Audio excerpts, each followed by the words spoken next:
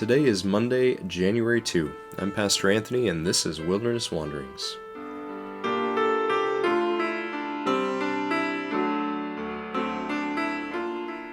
We start off this new year with Psalm 124. If the Lord had not been on our side, let Israel say, if the Lord had not been on our side when people attacked us, they would have swallowed us alive when their anger flared against us. The flood would have engulfed us. The torrent would have swept over us. The raging waters would have swept us away.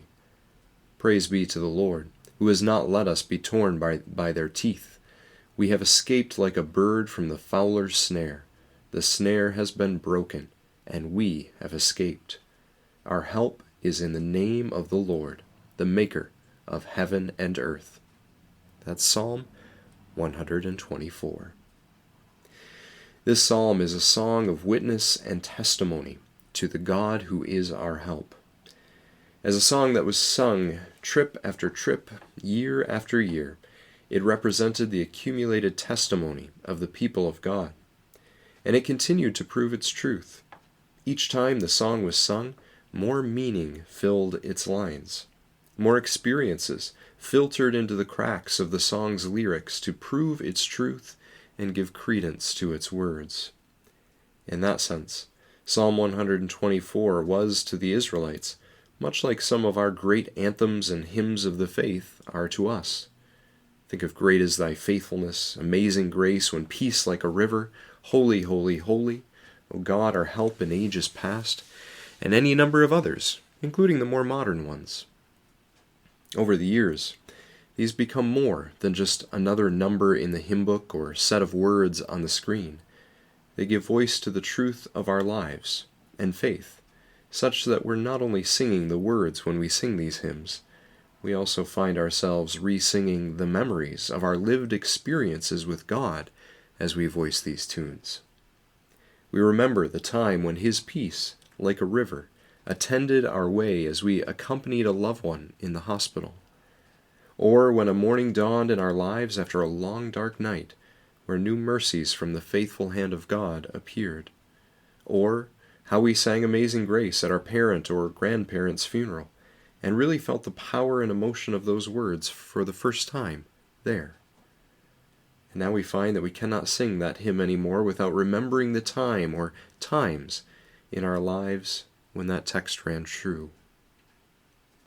These songs become our lived testimony of faith.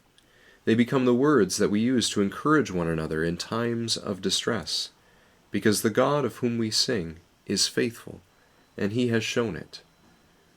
Faced with the pressing questions of whether or not God exists, or whether He's with us, or cares about us, or why He allows some of the awful things that destroy what we hold most dear, the faith of the Psalms, in response to these things, does not always offer proofs or logical explanations, clarifications or qualifications. Instead, sometimes it just offers a song, a testimony, a living witness to what God has done that has a strange way of cutting through even some of the most thorny questions, fears, and heartaches of our lives. So Psalm 124 is a song like that. It is an anthem of the faith to remind all the faithful that indeed our help is in the name of the Lord, the maker of heaven and earth. On the road up to Jerusalem, that's just what the ancient people of Israel would do. Sing, remember, and believe once again in that God who was their help in ages past and their hope for years to come. Whatever road you're journeying on through life today, will you hear their testimony? Will you enter the song? As you journey on, go with God's blessing. May the peace of the Lord Christ go with you wherever He may send you. May He guide you through the wilderness and protect you through the storm. May He bring you home rejoicing at the wonders He has shown you. May He bring you home rejoicing once again into our doors.